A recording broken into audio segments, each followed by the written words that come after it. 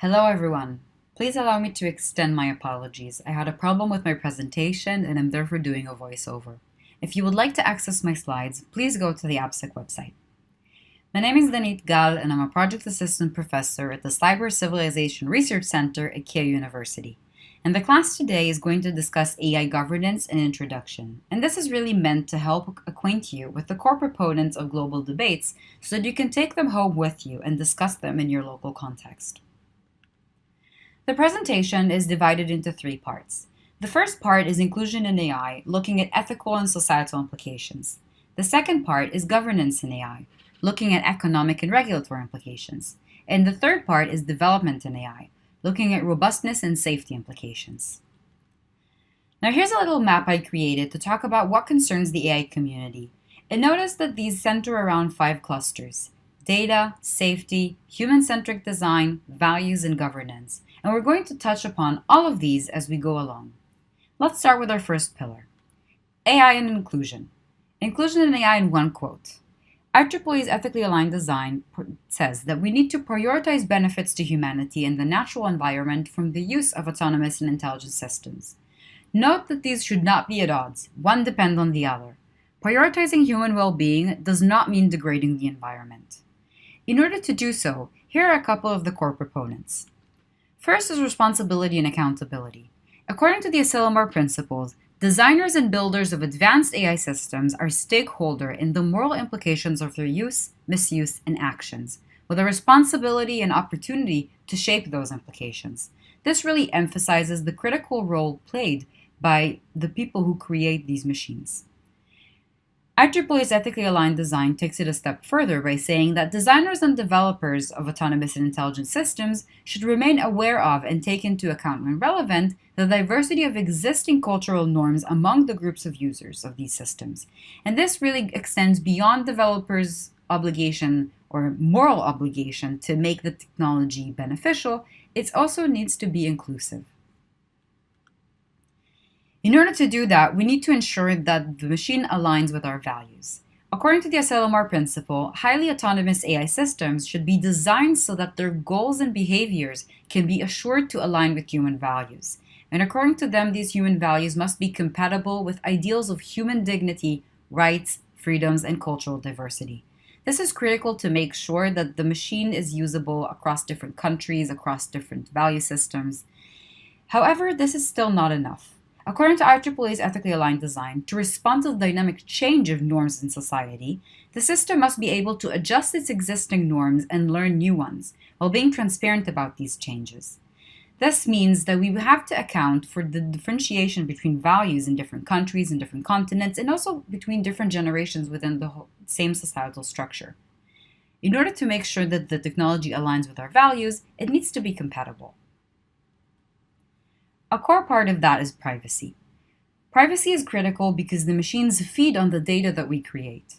According to the Asilomar principle, people should have the right to access, manage, and control the data they generate, given AI systems power to analyze and utilize data.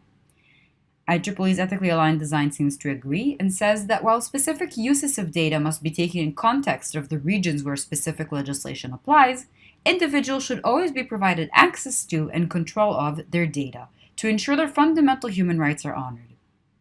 Now, this is obviously very important. However, I remain a bit skeptical. Let's imagine for a minute that I put in front of you a bucket of your data. Will you even be able to read it? Can you manage it? Can you control it? And let's assume that now I develop a system that allows you to do that. How can you trust that that system is going to safeguard your privacy? And here's another problem. According to AI Now, AI's capacity for prediction and inference also adds to the set of privacy concerns. Much of the value that AI offers is the ability to predict or imagine information about individuals and groups. This is due to the fact that powerful algorithms are able to really read through vast amounts of data and detect trends that people are still not able to see. Now let's go back to the idea of the bucket and the system that is going to be used to manage it. Will it be able to safeguard your privacy in a system that predicts or imagines information about you based on cross-reference with other information? These are critical privacy concerns that we should be discussing. And this really relates to autonomy. and the idea that the application of AI to personal data must not unreasonably curtail people's real or perceived liberties. The Asilomar principles also state that AI technology should benefit and empower as many people as possible. According to IEEE's ethically aligned design, an ethics by design methodology is the first step to addressing human autonomy in AI, where a critically applied ethical design of autonomous systems preemptively considers how and where autonomous systems may or may not dissolve human autonomy. Now, I'm personally a part of the camp that says that these systems may never dissolve human autonomy because we should always have a human in the loop. However, even having a human in the loop sometimes is not enough.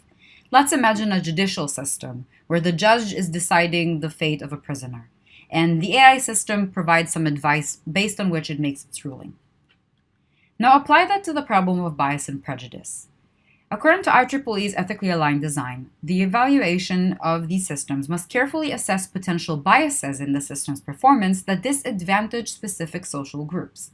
The evaluation process should integrate members of potentially disadvantaged groups to diagnose and correct such biases. Let's say that now the machine has the bias that African Americans are more likely to commit a crime than white people, which we actually are seeing in the American judicial system. That means that even though the human has the autonomy to make the decision, the advice that it receives is biased and prejudiced. However, to include these kind of disadvantaged specific social groups, we need to make sure that they are properly trained to be able to detect and deal with the biases and prejudice. This becomes further problematic according to AI now, because bias can also emerge in AI systems because of the very narrow subset of the population that designs them. AI developers are mostly male, generally highly paid, and similarly technically educated. There is an urgent need to expand cultural, disciplinary, and ethnic diversity within the AI field, and that means that we should do more than just train disadvantaged groups to detect and deal with bias and prejudice. We should also make sure that they are properly represented within the development process of the technology itself. And now I get to the last part, human control and sovereignty. And this is critical when you really think about the relationship between AI and humans. According to the Asilomar principle, the power conferred by control of highly advanced AI systems should respect and improve, rather than subvert, the social and civic processes on which the health of society depends. And this really relates back to the idea of AI in the judicial system and also AI in government management, economic markets, you name it, everything that has to do with the running of our society. According to IEEE's ethically aligned design, for the foreseeable future, autonomous and intelligent systems should not be granted rights and privileges equal to human rights. The system should always be subordinate to human judgment and control. And this means that despite taking a very active role in managing our society, we need to make sure that we keep a clear distinction between humans and machines. By giving machines rights, as we kind of see with the idea of Sophia and citizenship, also in some parts of Japan, is really compromising a lot of the differentiation that we need to create between human and machine to make sure that humans are prioritized. Going back to the map, we touched on privacy, accountability, bias and discrimination, autonomy, and alignment. And now we're going to talk about the second pillar, AI and governance. Governance and AI in one quote. And I chose a quote from AI Now. The effective invisibility of many of these systems to the people on whom they act, the obscurity of their algorithmic mechanisms, the ambiguity of their origins, and their inescapable pervasiveness make public discourse difficult and opting out impossible. The responsibility to strive for better outcomes thus falls squarely on creators and regulators who are only beginning to establish dialogue. We talked about developers, and I think that it's time we really talk about the regulators to make sure that the technology is governed. One option of doing that is AI standards. The IEEE has several initiatives on AI standards, but perhaps the most notable one is the P7000 series. The series seeks to respond to some of the acute needs arising during expert discussions in drafting ethically aligned design, and consists of 14 standards working groups working to make AI ethical by design. The International Organization of Standardization and the International Electrotechnical Commission also created a joint technical committee, JTC1, on information technology. One of its subcommittees, Subcommittee 42, develops foundational AI standards. It has 2 approved and 4 pending standards. These are critical to really make sure that the technology is uniform. If you take an example, Wi-Fi is an IEEE standard, and the fact that you can run around the world with the same machine and connect to Wi-Fi in different places is because of that. However, standards take time, and it will take between 2 to 3 years to really see the result of the work that we're doing at the moment. However, there are good news. Since the work is being done right now, that also means that you still have time to join and help shape AI standards to make sure that they align with the needs of your society and your market. AI regulation. And I would like to ask you where. As of this time, and to the best of my knowledge, no direct regulation of AI has been made public. In my perception, we are still at the phase of debating whether the technology should be regulated. Oftentimes, we apply existing regulations to it, but sometimes it's not enough. While regulators are fearful of stifling innovation, most companies are lobbying to avoid strict regulations in order to speed ahead with their development. With this power dynamic, society is left to trial AI products, often unknowingly, without proper safeguards. Going forward, many countries will have to contend with a technology not made with their market and values in mind. And this is really where AI regulation is critical. In order to make sure that it benefits your society and your market, you have to understand that regulating AI is going to be critical. Let's have a look at some of the AI governance mechanisms and methods developed by certain countries. Here we look at 2 developed countries, and that is not to say that this is the right or the wrong approach. This is just to say that they have taken a step and have taken control over their AI governance. First is China. In July 2017, the Chinese government came out with a national strategic plan for next-generation AI development. The plan aims to establish superiority in the field by 2030, and many provinces followed with additional tailored plans, and corresponding R&D bodies have been established. This is really to say that China is taking the development of AI into its own hands. And that means that AI developed in China is going to be suitable to the Chinese society and to the Chinese market. And this is something that I believe all countries should aspire to. Now let's look at the United Arab Emirates. It appointed an AI state minister to boost R&D and speed up implementation. It also released its AI strategic development plan as part of its 2031 vision, with the aim of saving 50% of annual cost using technologies. This is clearly a very ambitious plan, but the fact that the country saw fit to appoint an AI state minister might suggest that it really wishes to have the same governance mechanism that uses AI to benefit the country. Here are examples of socially minded AI governance ideas that I think are of critical importance to really understanding how the technology could not only be used to help propel the economic growth of the country, but really support the society. First is Japan, which is a leader in the social future planning of AI. Initiatives such as Society 5.0 imagine a society best enabled by AI and robotics. The government also released various strategic development plans to boost development and innovation, but it really leads the way in thinking about how AI could best integrate into society to benefit humans as much as possible. Second is Singapore, which created AI Singapore to build an ecosystem around AI. This brings together companies, governments, universities, research institutes, civil society to talk about how the AI ecosystem is going to look like in Singapore and help shape it together, which I think is phenomenal.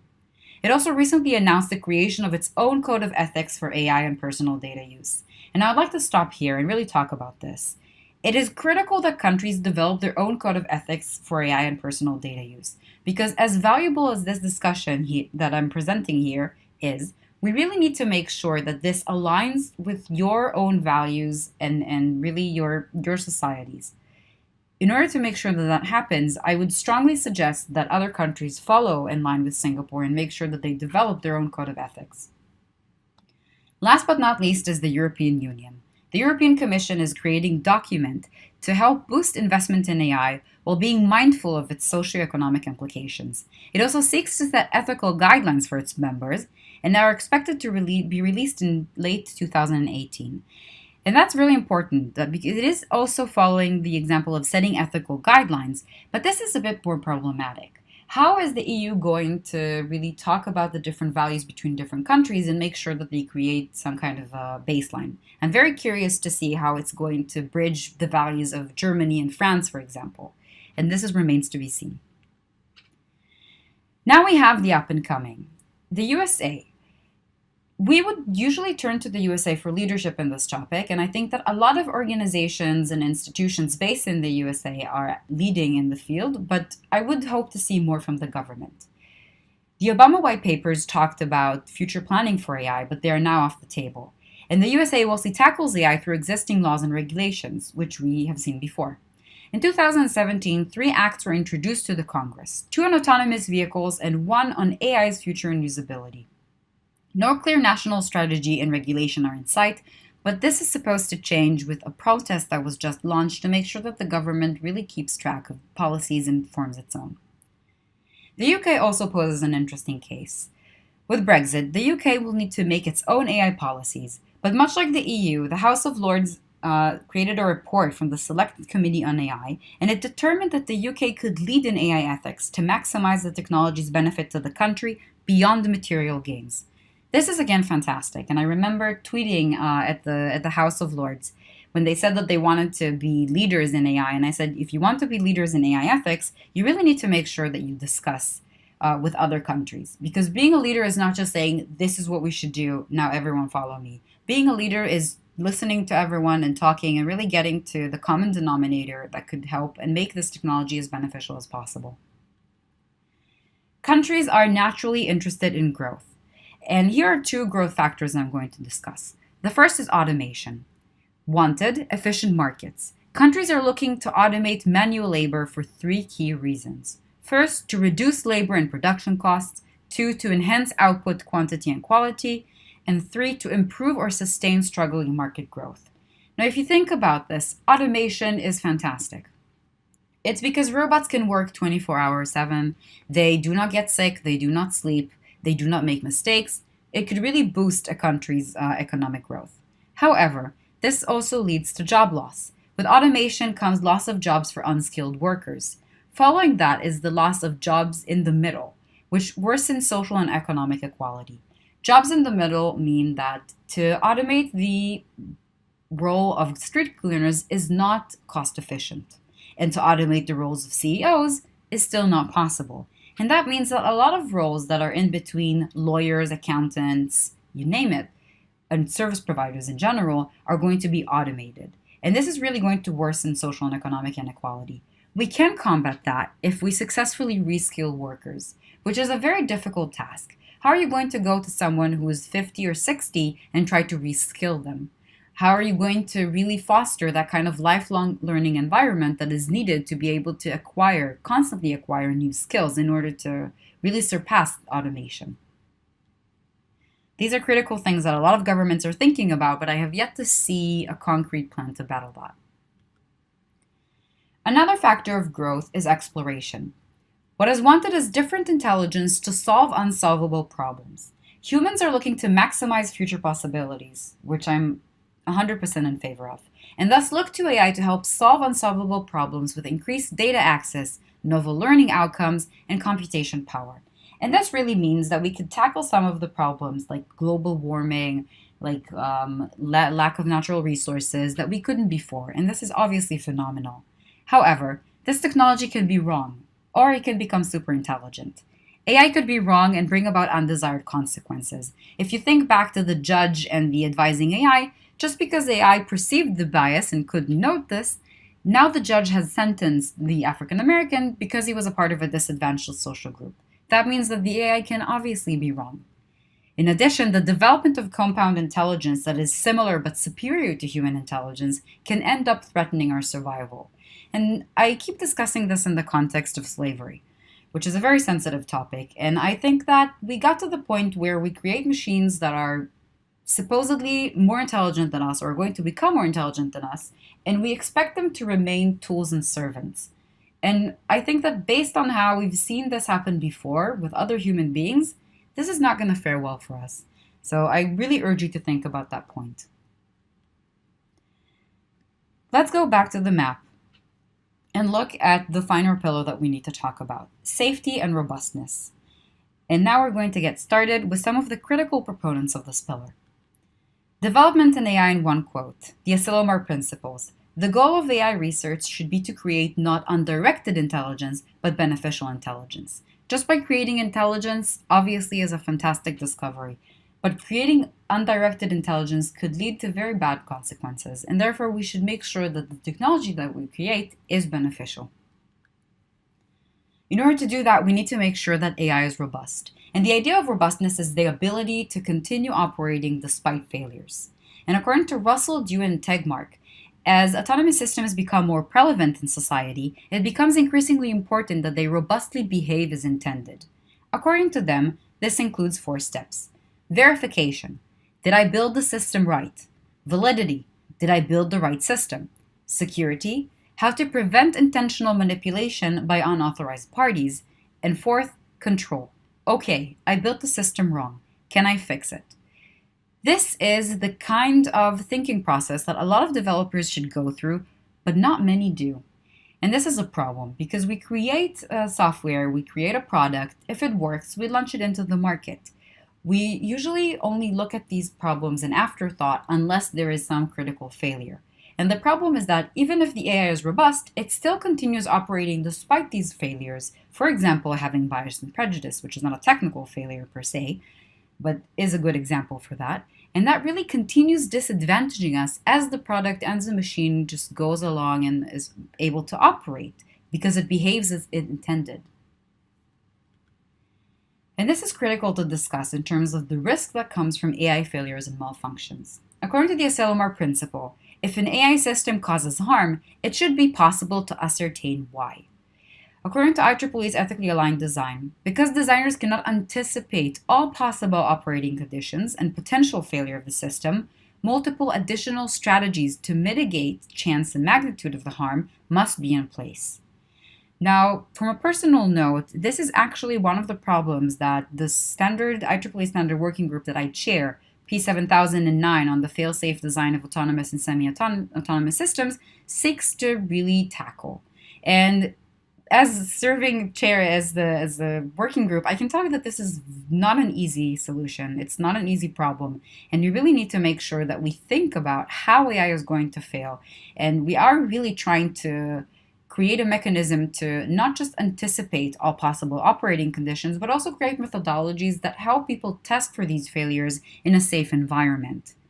And with regards to the idea of possible to ascertain why, we really need to talk about 2 critical factors. First is transparency, and the second is explainability. However, before we do that, we will talk about AI safety by design, in order to make sure that we create the machines that are safe. According to the Asilomar principle, AI safety should be safe and secure throughout their operational lifetime, and verifiably so where applicable and feasible. According to IEEE's ethically aligned design, when designing the advanced system, researchers and developers should pay the upfront costs to ensure to the extent possible that their systems are safe by design. They also say that we need to work to ensure that the systems fail gracefully in the face of adversarial inputs, unexpected rapid capability gain, and other large context changes. And this really extends beyond just seeing the problem and understanding what happened to it. We need to make sure that we design the system in advance so that it would be able to fail gracefully and contend with these risks. And this is really the idea of safe by design. And we will need to pay the upfront costs, which I think a lot of people and a lot of companies are neglecting to do because they want to get the product out there. There is fierce competition, and I think that we're the ones that are going to pay the price for this. Now let's go back to the idea of transparency. According to IEEE's ethically aligned design, we must ensure that the systems are transparent, i.e. that their internal reasoning process can be understood by human operators. In particular, teams should develop, share, and contribute to transparency and debugging tools that make the behavior of autonomous and intelligent systems easier to understand and work with.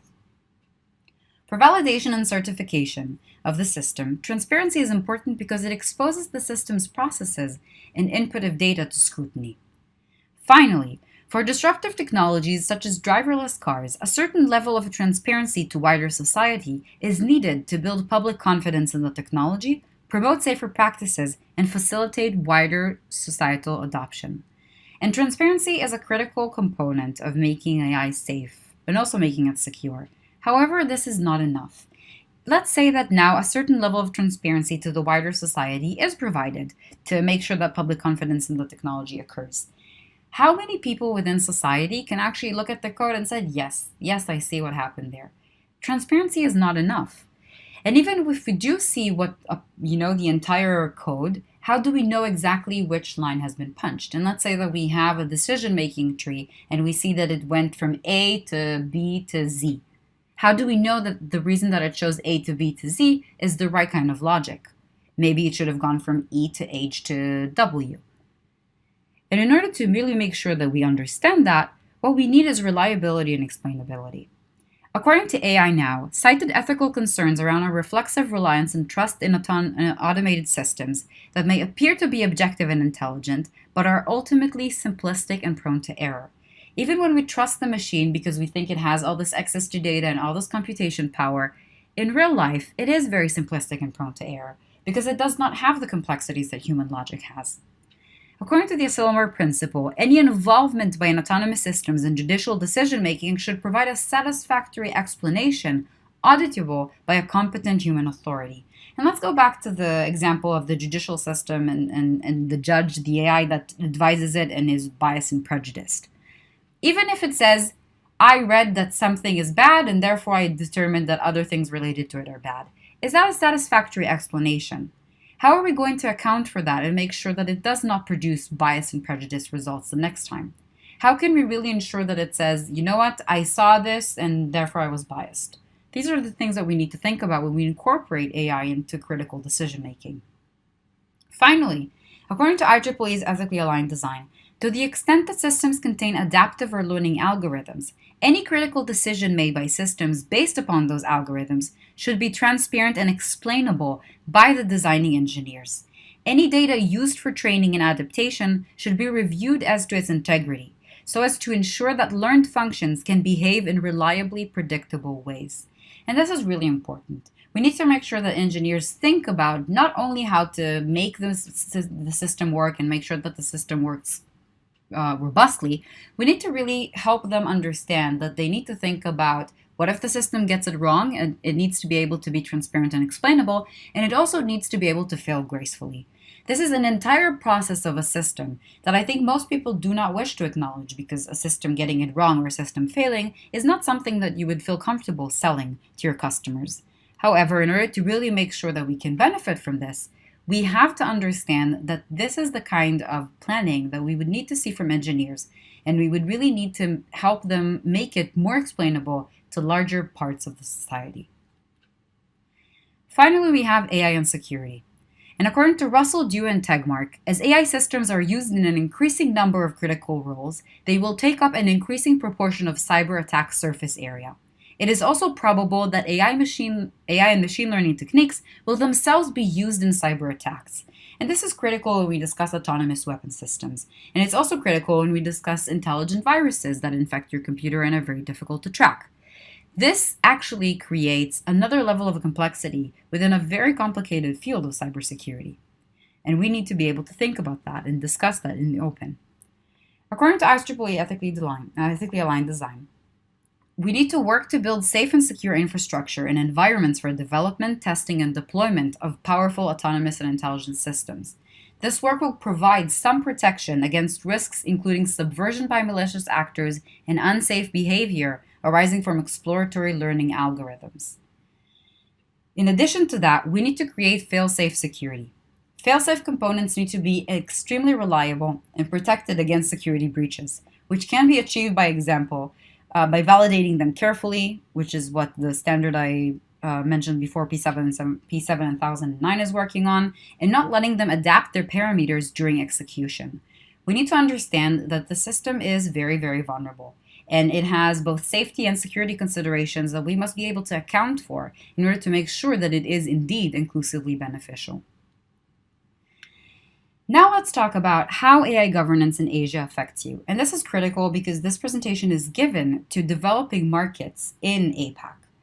So, enjoying a regional first mover advantage, Asian countries developing a localized AI culture will transfer their values alongside the technology. If you look at this region, you see China is a very strong actor, Japan is a very strong actor, Singapore is emerging as a strong actor, South Korea is emerging as a strong actor. You need to understand that, yes, this benefits you because the technology will be closer to you. However, it also means that it will transfer a value or a specific set of values and I don't know, market orientations that are not adaptable to yours, and you will be at a disadvantage because of that. Rushing to AI, Asian countries still prioritize technical skills to create transformative AI over the skill needed to get through the transformation. The amount of initiatives I see to increase STEM education are fantastic. They are great. However, they are not enough. If you only create fleets of engineers that create more and more technology, that doesn't necessarily mean that the technology is going to be good for you. And I think that it's really time to start thinking about the skills that we would need to get through the transformation and ensuring that the technology is useful to us. Finally, the global AI governance discourse has very limited Asian representation. With China and Japan taking the lead, can other countries successfully develop their own governance mechanisms? And this really is the question that governments should ask themselves when they import a lot of technology and create a lot of engineers to foster their own technology. We need to think about the AI governance discourse and we need to participate in it. And yes, they can. Take the example of Singapore, which decided to create its own ethical code and its own AI system. This is really a role model for this area, I believe. Maximizing the benefits of AI governance. You need to continue investing in the technology and its development. Obviously, getting it into the market and using it to improve government planning and market efficiency is critical, and everyone should do that. However, you should also start exploring what benefits and risks AI could pose to your country. You need to understand that this is not all pink, and there are downsides that you should be talking about in order to make sure that the technology actually benefits you. Prepare for the coming transformation by ensuring that the technology you adopt is compatible with you. And that means your cultural, your social, your economic, your governance needs. You have to be intelligent about your AI. Just putting in intelligent technology and hoping that it will fix anything is not going to work. Finally, cultural specific and ethical and societal considerations in AI technologies used across Asia should be decided by a variety of local Asian voices. It shouldn't just be the leading markets that make the call. We really need to make sure that we get as many markets and many countries as possible to talk about how to make this AI useful for them and really help create an integration that would benefit the sellers and would benefit the buyers. Getting to good AI governance locally is what this conversation is all about. You need to ensure that you get a wide variety of representatives and stakeholders across sectors and disciplines to cultivate a robust community around AI. Again, just having a lot of developers, having an attentive government is still not enough. You need to make sure that the civil society really gets to decide how to use the technology and how the technology is going to be used to help it advance to the next level. If we look at the ideas of Society 5.0, this is the initial kind of planning stages of an AI-enabled society, which are now under vigorous discussion in Japan to really make sure that this fits the society. This is something that every country should do. You need to make sure that you engage existing and future initiatives around the world to pick up best practices, but maintain a strong local focus to promote inclusive benefits. And this really goes back to the idea of acquainting yourself with ongoing discussions. You do not have to reinvent the wheel, and you should really keep in touch with a lot of other initiatives to make sure that there is a good diffusion of ideas and debates. However, it is essential that you maintain a strong local focus and you take these core proponents, bring them home with you, and discuss them in a local context to really make sure that you're benefiting yourself, your country, your society. Finally, you need to let go of fears of stifling innovation. Instead, create sustainable innovation to benefit many AI supported generations to come. You need to understand that regulating AI does not stifle innovation if you do this right. And that really means bringing developers and regulators and university professors and civil society representatives to the table to make sure that you can still innovate, you can still progress at a higher speed as much as you like, but you really need to make sure that this is sustainable innovation, not just one that benefits you in 1, 2, 3 years to come. You need to create AI supported, really plan for future generations. And I think that that would probably be the best investment you could make alongside developing technology at full speed. Here are the references that I used in my presentation. Feel free to press the links in order to access the AI Now 2017 report, the Asilomar Principles, IEEE's Ethically Aligned Design version 2, and the study that I cited from Russell, Dew, and Tegmark. We should govern AI. but we should do so well in order to make sure that this benefits everyone. Thank you. You mentioned during your presentation that they are working to make the AI ethical by design. Am I right? Okay. And you know that Google and Facebook, they are using AI-based filtering algorithms to access to informations. And I think we all aware about the problem happened with Facebook last April, the Facebook data scandal. And the CEO of the Facebook, Mr. Mark, he had to face the Congress to answer many questions. And finally, the Facebook admit that the data scandal hit more than 87 million users.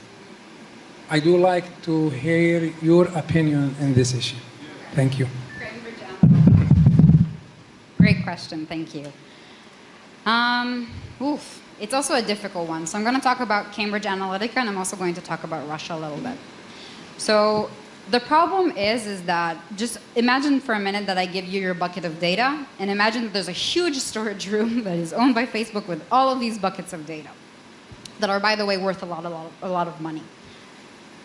They will sell them, and they will monetize them because companies are profit-oriented. And they shouldn't be apologizing for that because they are companies. However, they did say that the information that was made available to Cambridge Analytica is public. In that sense, for example, when you write on Twitter, anyone can look at it, and the API is open to everyone. So in that sense, the data that you choose to make public, knowingly or not, by the way, because I don't also always think it's an act of choice, because you don't really know what is out there and what is not, is accessible to everyone, or at least that's what they say.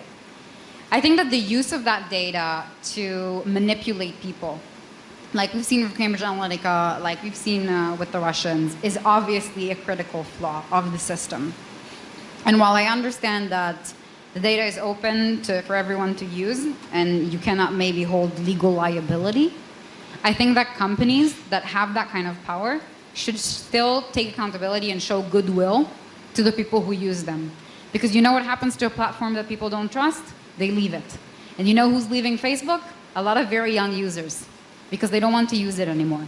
Then they go to other services that are owned by Facebook, because then Facebook tracks them and buys the services that they use, granted. But the truth is that when we get to the point where you cannot take legal action, you can still vote with your feet. And you can still do an act so that platforms and companies basically decide to make a difference, even if they're not legally liable to. So in that sense, it is a very tricky and complicated subject. I do understand that companies need to monetize data because that's how they make profit. I still think that you could see some more humility and you could see some more goodwill from them to actually work with the countries, with the people that got affected, and make up for their mistakes. And also, by the way, make it transparent how they do that. Really give you the kind of like step-by-step operation. We identified the breach. This is what we're doing. And I feel that that is missing because it took a very long time for Facebook to actually acknowledge that the breach happened despite leaks of that coming in months before. So in that sense, I think that the company really lost face. Really in the corporate sense, status and reputation is not something that you can easily fix. So I know that now Facebook said we're going to lose a lot of money because we're going to overhaul this. Well, yeah, thanks. It's a little too late. Yes. Hi, Satish Babu for the record. I am also part of the IEEE EAD community. And I have two observations and perhaps questions. One is the aspect of algorithms or the transparency of algorithms. Mm-hmm. Now, I come from an open source background, and my first instinct would be to ask for a kind of social audit of these algorithms. But I realize that in AI, the situation is very different because the algorithms are only part of the story. The data that primes the algorithms is actually causing the actual decision-making process. So without the data, algorithms or an audit of the algorithm is meaningless. But the data is proprietary. It belongs to a company. So then how does civil society influence or audit or check these algorithms? That's one question. Let me tackle that first because I tend to forget the other questions and you have them written down. Let me tell you something to make you even more pessimistic. Even if you had access to the data and the algorithms, you still cannot predict what is going to happen. Because you have exponential learning, because you have different learning techniques, because you have biases that exist within the data, within the code. That, for example, if you and I do a social auditing, you and I are going to come back with very different results. Because we grew up in different backgrounds, we have different beliefs and different values. So in that sense, social auditing sounds awesome if you get a critical mass to actually audit it. And I think that that's what we should do. With regards to data being proprietary, again, I'm going to say that companies are profit-oriented beings. I understand the need for, keeping the resources and the money makers in their pockets. I get it. What I would like to see, however, is basically maybe not opening it to the entire public, but maybe creating a group of certain experts in countries that they work to sit and audit. That basically, you sign an NDA, you come in, you give your opinion, you actually read it. Because let's say that now we open it up to all the public. How many people actually know what it means? How many people are able to provide meaningful feedback? Why not create local communities of volunteers, and I'm sure that we're going to have plenty of that basically work together with the companies and help make the product more suitable and more useful for the country. It's a win-win. It becomes more profitable because people actually want to use it, and it becomes more inclusive because people in the country have ownership over what they did. I think that's a great idea. Up to companies to do. I realize that. Oh yeah, sorry, 2 questions. For companies, it's important to have that. I think it benefits everyone. I mean, I don't see a draw here if you get all the legal documents and the NDA and you get the experts. And yeah, I understand that, in the level of experts in the higher echelons, you may not have the kind of representations. And maybe you should go kind of across generation, across different sectors and create that kind of committee. I think that people would volunteer to do that, and I think that even piloting it is worth it. Thanks. My second is Dave. He still wants to ask a question.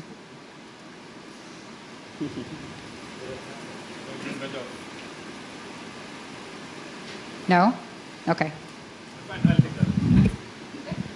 that. Thanks very much. So my second comment is, last month we had organized a workshop at Tbilisi at the Eurodig. That's a European dialogue on internet governance, on the future of work and AI. And one of the comments that came up there was an obligation on the part of the developers of these algorithms. They can't get away by saying, oh, we are just engineers. No, we don't get to decide, what really is in this, although they implement this. What is the obligation on the community of engineers? Can engineers themselves develop these things? Should it be a cross-disciplinary kind of group? Maybe with sociologists and, a much richer group than merely engineers sitting and engineering away an algorithm?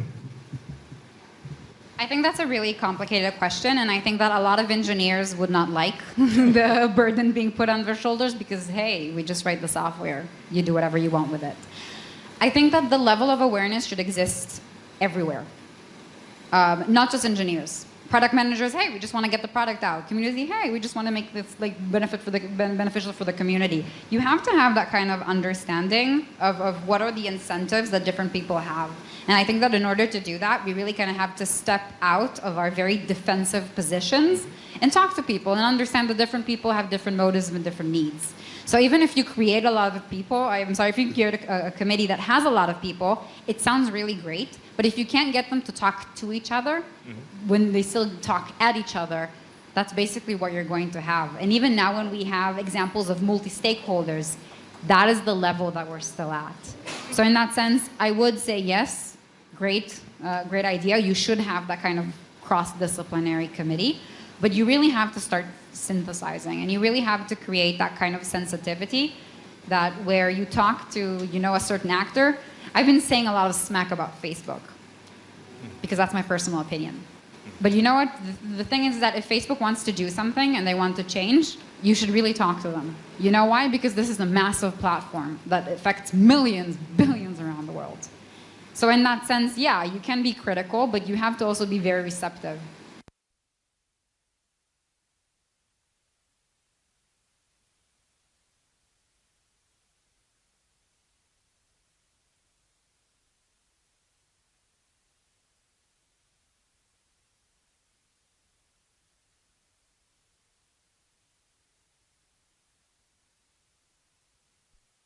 AI governance practices.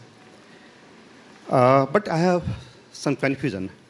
Is it possible to implement the AI practices like in the AI implication in the different area like e-governance, digital learnings, and then hospital, medical science? It's everywhere AI are integrated, AI are implements. On the another side, AI have lots of branches, expert, there are artificial neural networks, there are the gaming system, there are the expert systems, there are lots of initiation is there.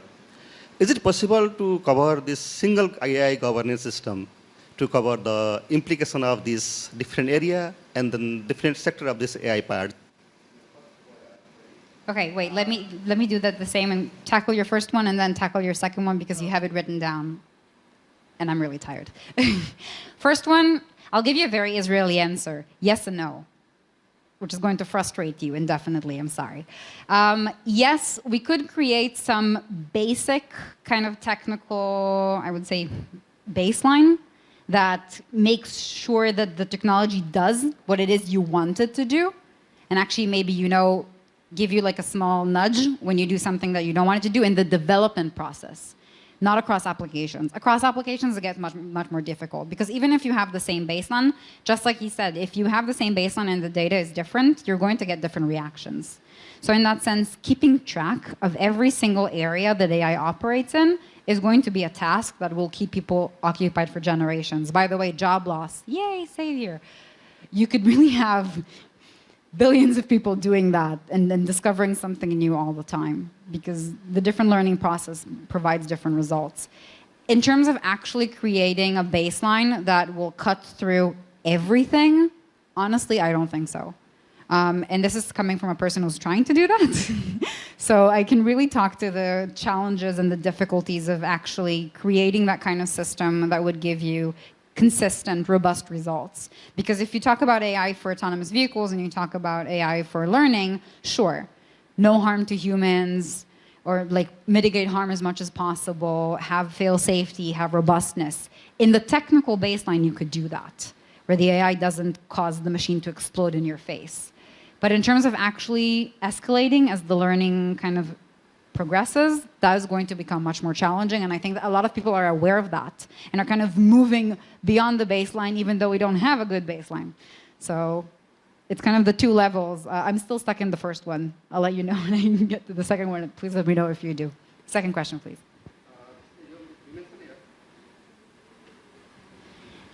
I feel like I'm just going to be passing my microphone around. In the Singapore, there one AI, just you mentioned in your presentation, Singapore used the AI ecosystems. But in your presentation, you mentioned only stakeholder involved in the different type of AI governance systems.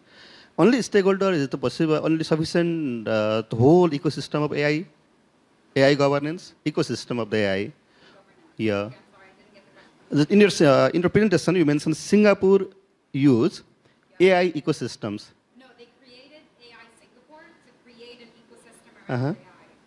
What are the components in these ecosystems? Sure. So the components are really to bring together government ministries, big companies, by the way, foreign companies that work in Singapore and bring AI, local startups, universities, research institutes, and also representatives from civil society. So in that sense, they are trying to make it as inclusive as possible. It's still a process in the making. They're very early stage. So they're really trying to get everyone that wants to talk to them to bring them into the ecosystem. Now, this sounds amazing in theory, but in principle, that could actually lead to a lot of disalignment and a lot of problems that could actually turn into a very sticky situation because different groups are pulling in different directions and they're not willing to collaborate.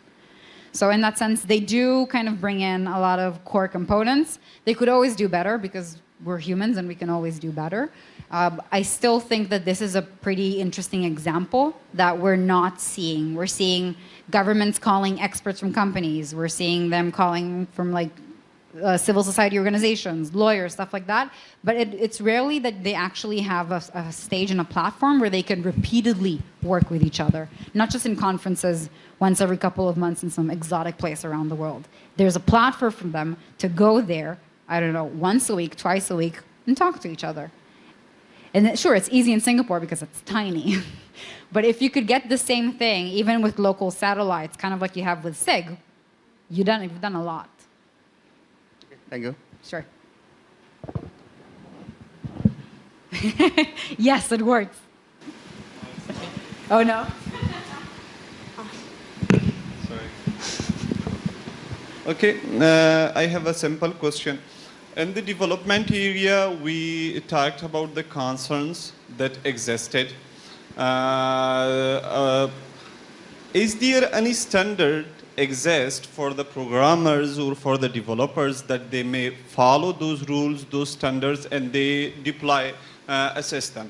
If it's existed, these standards, who are developing, who is the international organization or community that it's working on it and it keeps eye on it, that they are followed or not? Okay, so if you remember, I know it was really difficult to read, and I do hope that you can download this online. There's a slide on AI standards, and I mentioned 3 organizations. So one is IEEE that has the P7000 series that is talking really to the development of AI. By the way, Sun Young is in the group. Yay, Sun Young. Anyways, they really work to the development of AI, and they keep a close eye on what is going on. And it's a technical guideline. Sure, we talk about ethics. Sure, we talk about like doing better. But in essence, it's a technical guideline. Same with ISO and IEC. They are really working to help the developers do better. And that's by kind of making it more uniform, making it more robust. They still have a long way to go, and we're looking at 2 to 3 years at least before these standards are actually released. And I honestly think that it is very late in the process. Better than nothing, in my opinion. I don't know. We'll see how it comes out. It's still there. But the good news, by the way, is that this is in the making. So if you want to join, this is your golden time. In the case that you want to shape it to make sure that this is reflective of your culture, of your developing environment, this is probably the best time to join. Because if I were to tell you, yay, there are already standards, you can use them, and that's great, but it's not applicable to you, that's too bad. So, ups and downs. Thank you. Okay, can I take questions from remote participants? Yeah, sure. Yeah. Mohammed Kausar from Bangladesh, he asked about Google, Facebook, or this kind of social media always show me my favorite things when search in the Google or signing in the Facebook. How can they do this? Are they using AI behind this? I think he maybe want to know about that little bit privacy data. Okay, so the connections between different platforms. Platforms do exchange data. And the fact that you can sign in with Google or Facebook is basically a step of credibility because you exist, because you have a digital trace, because you have affiliated things with it. There is sharing of data. So in that sense, in terms of privacy, this is definitely something that we need to tackle, and how much data is transferred and whether we're okay with that. But the idea is that if you sign in with that platform, you're okay with it. It would be better to have this very clear notification that says we're going to use this and this data. And you do have it for some logins and some services, because they say that the service is looking for access to, you know, this and that, and your contacts and whatnot. And then you can choose whether it goes or not. To the extent to which you can actually control what data transfers or not, honestly, we will never know. We can say that I said no, and therefore like it doesn't happen. But to be honest, we don't really know. And we have no way of keeping track of it. Because you have this kind of perceived control. No, I don't want to share my contacts information. Is that really what happens in practice? I don't know. And that really comes down to your trust in the company. And if you have a company that compromised your trust, guess what? You're probably not going to believe them. Okay. One more from remote participants. He asked 3 questions again. Let's take it one at a time. Kasif from Pakistan. The first one question is, human civilization have culture. Do you think that one day AI machines would be having some sort of their own culture, or they already have any? And his second question is, we see in the near future both partners taking place of human. Won't there be citizenship and civil partnership issue arising? And his third question is, are there any good example of AI learning about different sorts of disabilities? How disabled friendly do you see the AI technology? Okay, so for the first question, whether AI has culture, no. AI has culture because it assumes the cultural values in the society in which it operates. If robots can create their own culture, no, because I don't believe that we reach that kind of level. Please repeat the second question. Second question, we see the near future both partners taking place of human. Won't there be citizenship and civil partnership issue arising? I think that we are starting to see that. So there are robots that are getting citizenship. So Sophia is one example. There's a child robot in Japan. Mirai.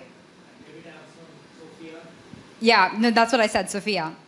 So you do start seeing robots getting it. To this extent, it's very honorary. It doesn't really translate into anything because if you get rights, by the way, you get duties.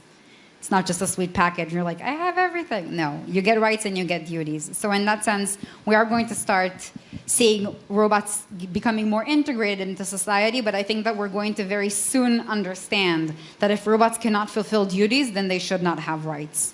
I think we're inching towards that inflection point. We might see a little more robots getting citizenship and whatnot. It will be funny until it won't be funny anymore. Third question? Third question was, are there any good example of AI learning about different sort of disabilities? And how disabled friendly do you see the AI technology? I'm not sure what you mean in terms of, I'm not sure what he means, I'm sorry, in terms of visibility. Disabilities, I mean, maybe. I'm sorry, visible what?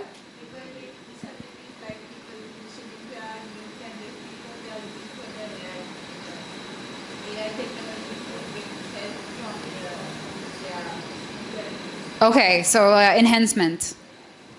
We're definitely, augmentation, we're definitely starting to see that where AI is starting to cater to immobile people or people that have difficulties that, for example, cannot communicate fully or cannot make the sentence. You do see a lot of AI that is being used in medical applications, which I, by the way, think is fantastic. My only concern would be that if we would get people to depend on AI, then we're kind of reaching a level of detachment. And let me give you an example that is happening in China. In China, there is an elderly home that is using social companion robots. I just finished a research on it. It's really fascinating. And the robot is used to entertain the elderly because usually they live in some suburb and it's very hard for the families to come and visit them. So the robot sings and dances and keeps their vitals and whatnot. And this is something that they have in the room. And this is something that they talk to because they're very, very lonely. On the one hand, that's amazing because now we have more people, more beings catering to the needs of the elderly. On the other hand, this actually incentivizes or de-incentivizes relatives to visit them because they don't think they're lonely anymore. And we're getting to the point that the elderly, when they need you the most, because this is really their last moments, get a robot that is, by the way, really stupid and sings and dances. So in a way, that's not really a nice trade-off. So we are seeing a lot of them applied in medical care and helping diagnose disease, which is fantastic. But we're also seeing an over-reliance and over-dependence on the technology, which is creating a lot of problems for people that are disadvantaged and even disadvantages them further if you think about that kind of social companionship. Yeah, sorry. Yes, go. Thank you very much for the nice presentation. I'm Ziyama Abdi from International Society Sri Lanka. When it comes to artificial intelligence and the biointelligence, you have already proved that most of the artificial intelligence they're failing. Even if you see that the last football match, also they say predicted Spain, but it's failed. Because biointelligence can create idea generations which artificial intelligence cannot create it. Because they're based on the evidence past records only they're creating. So on that particular time, whatever the best is, it depends on the biointelligence, not on the artificial intelligence. When it comes to governance and the policies, which one are we going to give the priority, AI or BI? Ah la la. Save the worst for last, thank you. I'm not really sure, no, stand up. I'm not really sure what you mean when you say biointelligence, and I would like you to elaborate on that a little bit so that I can give you the proper answer that you're looking for. Could you clarify what it is you mean when you say biointelligence? Because for me, this is my first encounter with this term.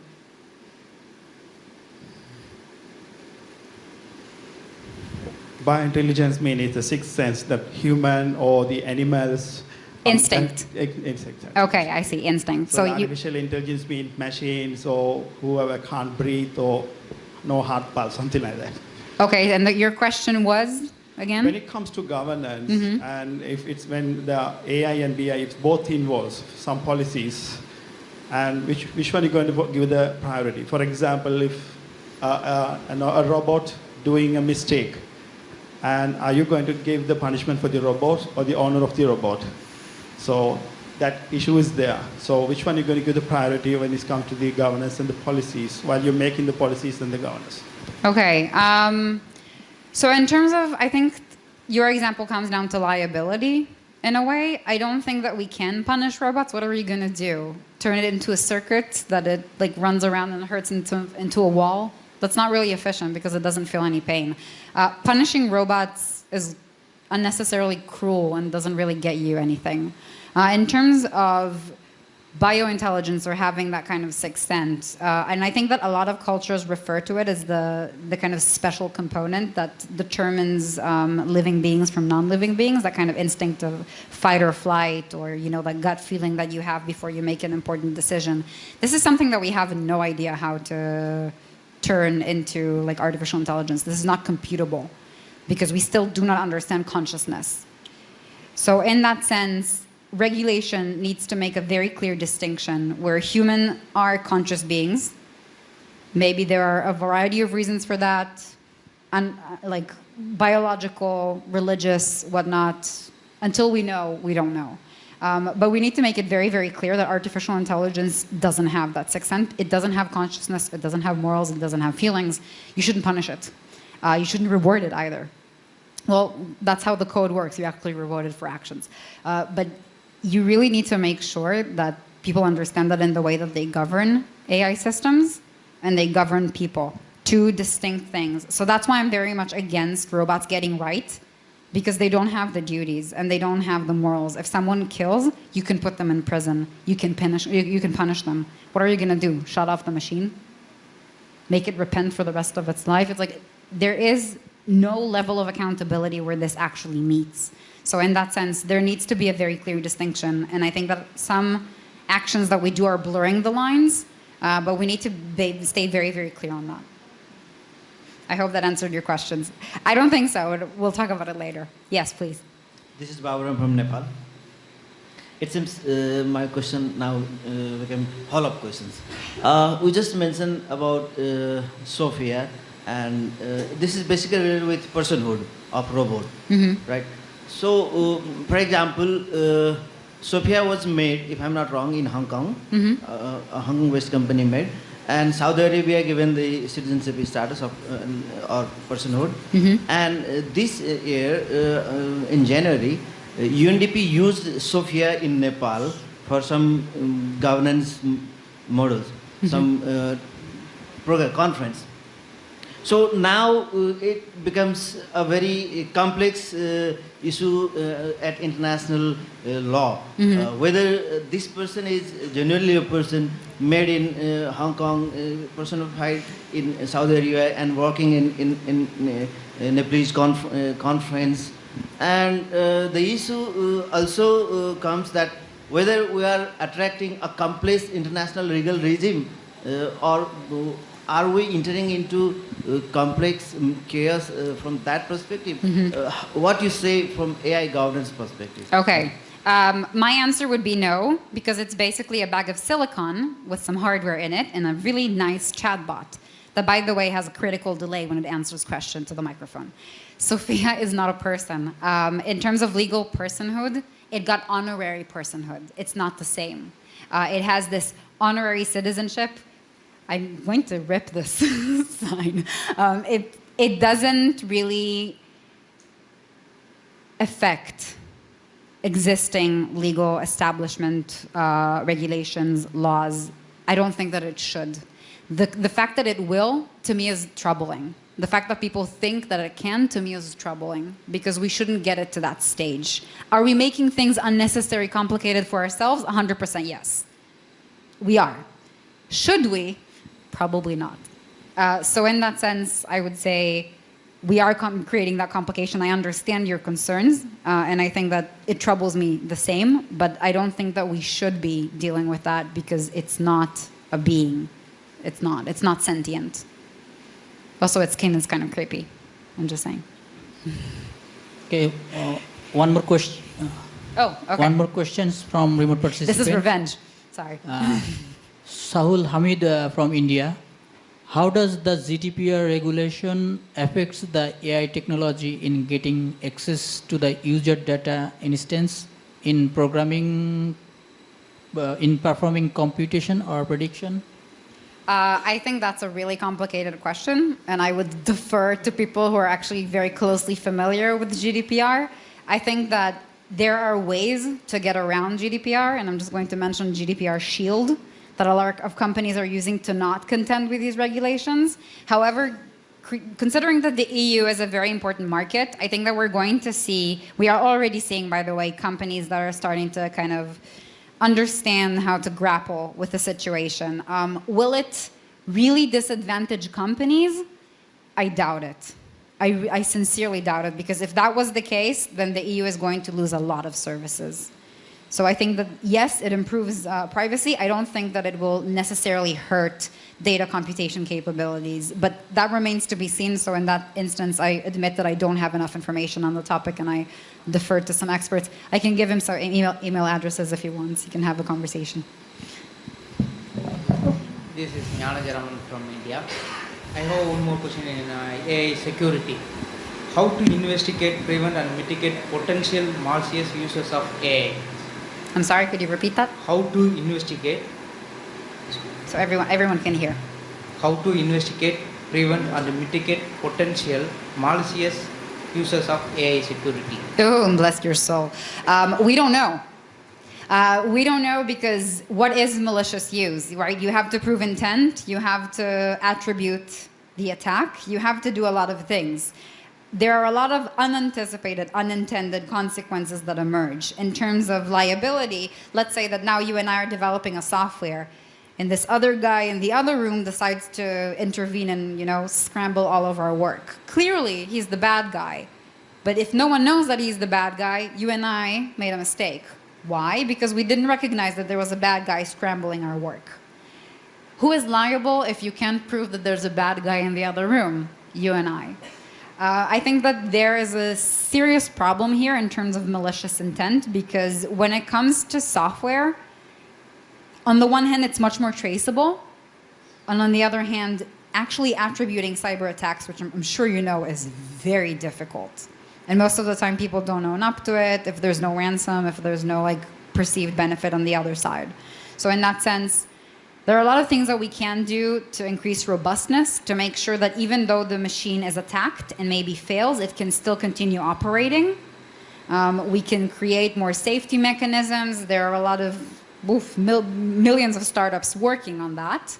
But the truth is that we are at a very serious problem, because a lot of the time you don't understand why AI does what it does. And if you did have a malicious actor that intervened during the operation and the machine doesn't do something right, figuring what it is a very difficult task, because you really have to kind of reverse engineer, open the code, understand what it does. Unless you create an AI system that explains to you, I tried to do this, but this really malicious actor came in and intervened. If you could create a system that could alert you to that, that's a whole different story. I don't know, maybe you want to create a startup on that. Thank you. Okay. One more question. Oh yeah, sure. In what safety critical context are AI system currently being used? In what? In what safety critical Okay. context Ooh, or in AI system being used. That's a very good question that I think a lot of people will be very uncomfortable with. There are uses of AI in a lot of smart integrated grids. What is happening right now is that we have a lot of countries connecting their critical grids, electricity, water, sanitation, into systems that are able to monitor what is happening. On the one hand, amazing. Smart cities can actually give you a good report if the waters are contaminated, if the electricity doesn't go through, if something happens, you can know instantly and try to fix it. On the other hand, when you connect different parts of the system that are critical, it makes it very vulnerable. Because if I hacked your sanitation, which may not have the best defenses, because who wants to hack the sewage, and I can actually transfer to your electricity because the two systems are connected, we have a critical failure here. We have a critical vulnerability. We do see a lot of systems becoming smarter, a lot of grids becoming smarter because it allows you to better understand how the city lives. There are a lot of studies on sewage, on electricity, on a lot of other things. I think that this also relates to IoT, by the way. We were having a conversation yesterday about connecting your toaster to your fridge to your smartphone. Let's say that I hack your toaster and I burn your toast. Sucks. But let's say that your toast is connected to your smart TV and to your security system, and I, through the toaster, get to your security system, disable it, unlock the door, break into your house, steal stuff. You're not really concerned about the toaster anymore. So in that sense, I think that we're creating more and more connections, but we're really not reaching a better solution in terms of security. And I think that by incorporating AI into these systems, so you think that you get smart algorithms, and you're like, yes, smart is awesome. Is smart secure? I'm not sure. Thank you. I have one more question. You What is the most appropriate level of analysis in AI governance of characteristics of AI technologies? What is there? What is the most appropriate level of analysis and the governance of characteristics of AI technology? Ooh, the most appropriate level of analysis. That's kind of, differentiating between your children. You should love them all. I think that we should have different levels of analysis. I mean, technical, legal, all of them work together, especially when you talk about governance. Engineers can say works, doesn't work, 0, 1, perfect. Legals can say legal, doesn't, not legal, illegal, whatever, no. Social scientists can say beneficial, not beneficial. I think that having this kind of dichotomy or having this like one level of analysis is not enough. If you really want to get appropriate and beneficial and useful and efficient governance of AI, you're going to have to integrate across levels. So yes, obviously the baseline would be the technology because you need the technology to exist before. But the minute the technology comes into existence, which we already have, you're going to have to build and understand many levels on top of it. So I would say critical technology, after the technology exists, equally critical, legal, social, other things. Okay, thank you. Time is up. Very energetic. That's a comment. Okay, just give a warm hand.